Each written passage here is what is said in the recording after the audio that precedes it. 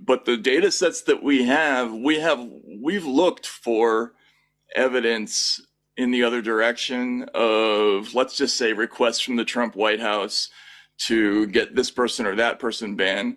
I was told that by human sources, so I felt obligated to put that in one of the threads, but we're not seeing that in the document, so I can't write about it.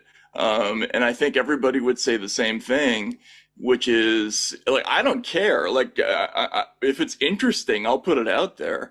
But what we're seeing so far in these documents is not suggesting a whole lot of that. Let's put it that way.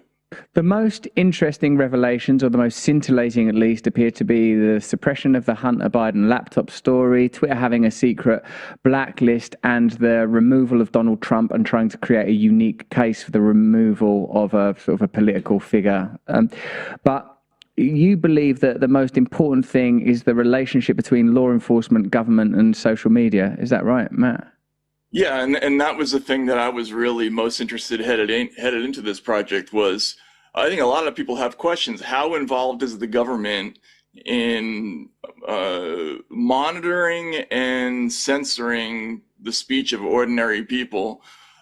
What we've seen so far already, and we have definite conclusive proof of, is that there are lots and lots of reports where we see Twitter executives saying things like DHS flagged this, the FBI flagged this, and then there's a whole thread where they decide what to do about it. Do we remove it? Do we put a label on it?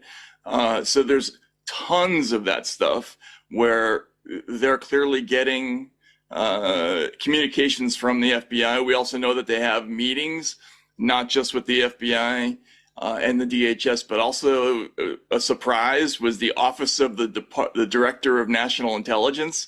I hadn't heard that before. That was a new one. And then we're learning a lot about the kind of scraping of raw intelligence and fire hosing it to the government, all kinds of government agencies on the back end. So the government is harvesting tons of information from these companies and then turning around and spitting it back to companies like Twitter in the form of requests for, maybe bannings, maybe shadow bans, maybe deletions or labels and that sort of thing. It's fascinating.